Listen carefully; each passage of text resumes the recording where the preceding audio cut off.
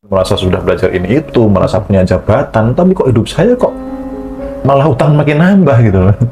Kayak gitu, ternyata setelah kehidupan spiritual meningkat, oh alah, saya diminta rendah hati di hadapannya. Self-talk itu sangat powerful, Mas. Ketika itu dibiasakan menjadi familiar. Jadi gini, bawah sadar itu ketika ada sesuatu yang belum familiar, pasti ditolak. Afirmasi memang tidak selalu berhasil.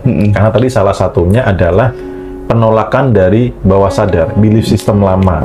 Nah, teman-teman itu biasanya kan butuh pembiasaan. Nah, pembiasaan ini itu orang-orang apalagi Gen Z itu nggak suka sesuatu yang lama. Padahal repetisi itu butuh waktu yang lama.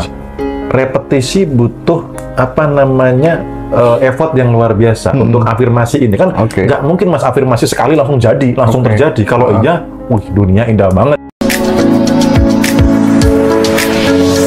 Happy hoki, makin happy, makin hoki.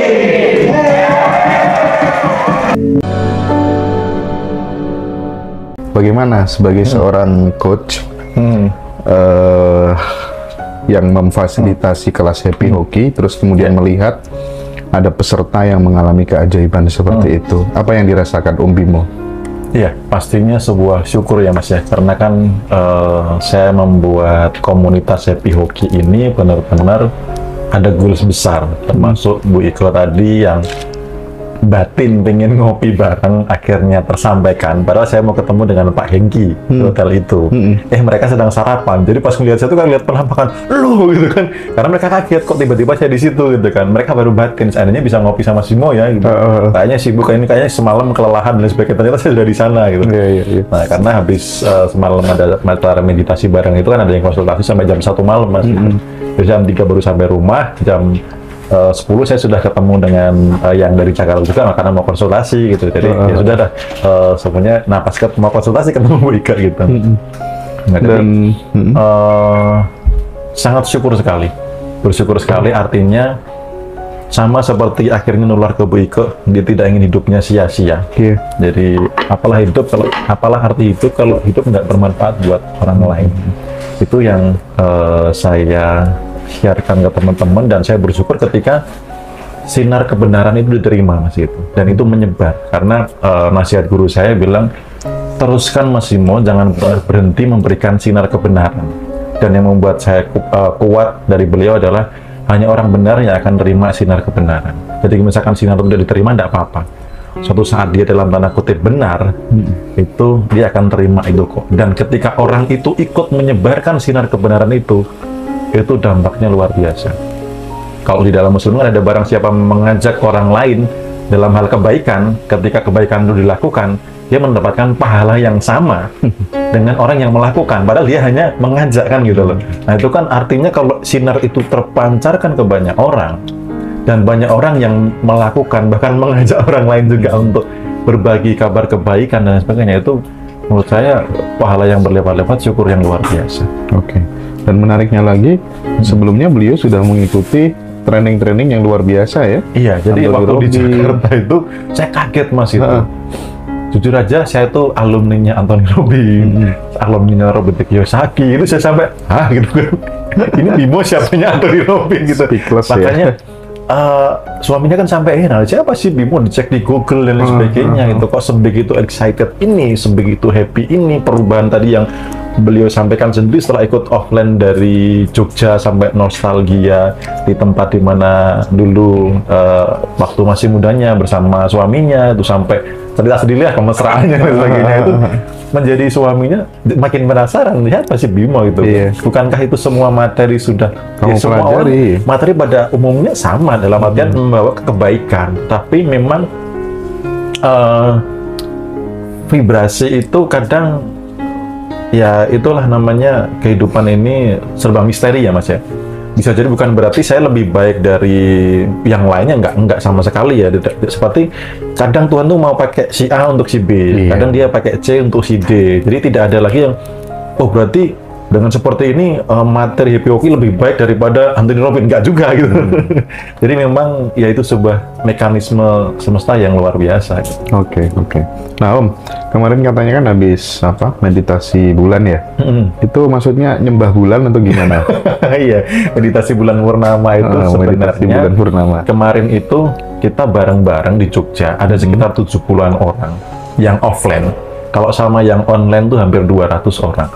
Kita meditasi bareng-bareng. Nah, di situ sebenarnya bukan menyembah bulan, tapi Bukan, kita memanfaatkan energi kedekatan bulan dengan bumi.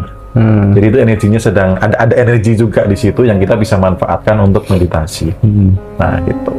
Saya kan memang ya daripada saya meditasi sendiri di rumah kan, saya iseng-iseng lebar di grup. Ada nggak yang mau meditasi bareng-bareng gitu? Ternyata banyak kan gitu loh. Sampai Bu Ika itu datang dari Jakarta ke Jogja kan cuma mau ikut meditasi gitu. Sama gathering gitu ya. Sampai banyak kok yang dari Surabaya, ada yang dari Palembang. Datang untuk ikut meditasi bareng. Gitu. Padahal ya semua ada beberapa juga dari komunitas meditasi lain juga hadir juga.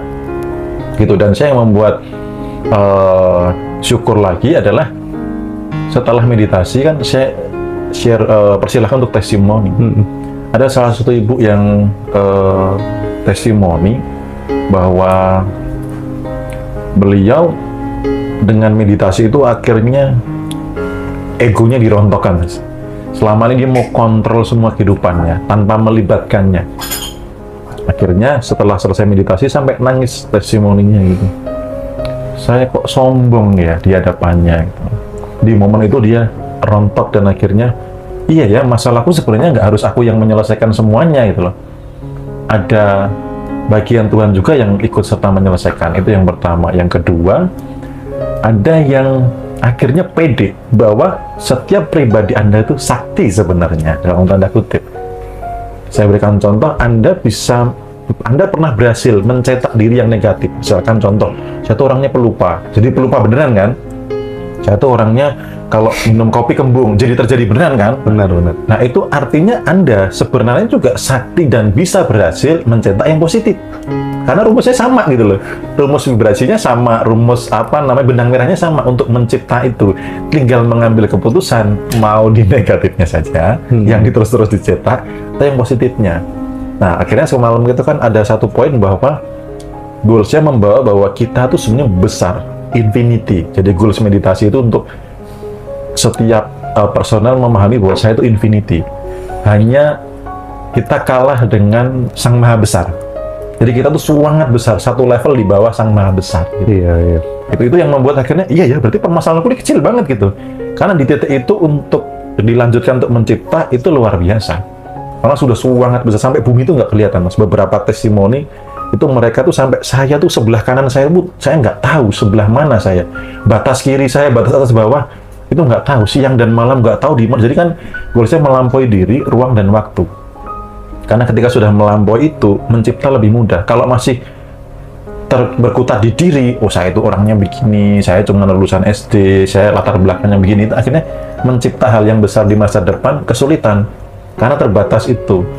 Nah, melampaui ruang dan waktu itu untuk supaya lebih mudah mempresentkan. Ketika loa itu kan seolah-olah merasakan sudah terwujud, Mas. Nah, itu proses dari meditasi itu. Dan semalam testimoninya luar biasa. Iya. Banyak di sini.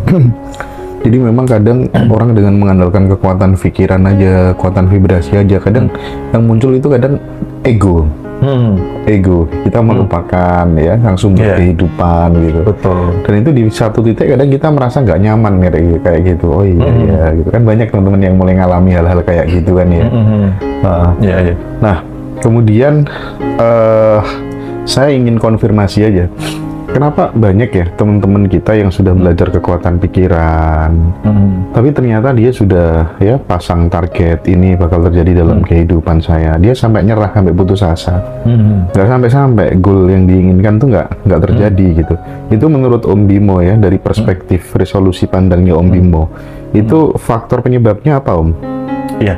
Jadi itu banyak hal sih Mas sebenarnya, karena perlu dicek di database sebelumnya seperti apa. Kemudian kalau saya kan memang benar-benar sudah diajarkan oleh guru spiritual untuk sering melekat kepadanya. gitu. Ada kadang yang beberapa peristiwa orang dibenturkan sana sini sampai sadar ada aku sang maha pengabul loh ya, ada dia sang maha pengabul loh ya. Lu jangan sombong gitu.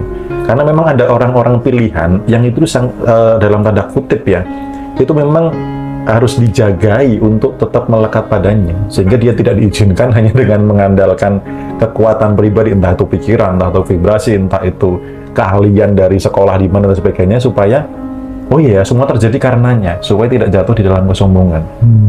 Gitu. Jadi memang itu akhirnya dibuatlah mekanisme seperti itu. Oke. Karena saya sudah punya pengalaman begitu, merasa pinter, merasa sudah belajar ini itu, merasa punya jabatan, tapi kok hidup saya kok malah utang makin nambah gitu loh. Kayak gitu, ternyata setelah kehidupan spiritual meningkat, oh alah, saya diminta rendah hati di hadapannya. Iya, iya, iya.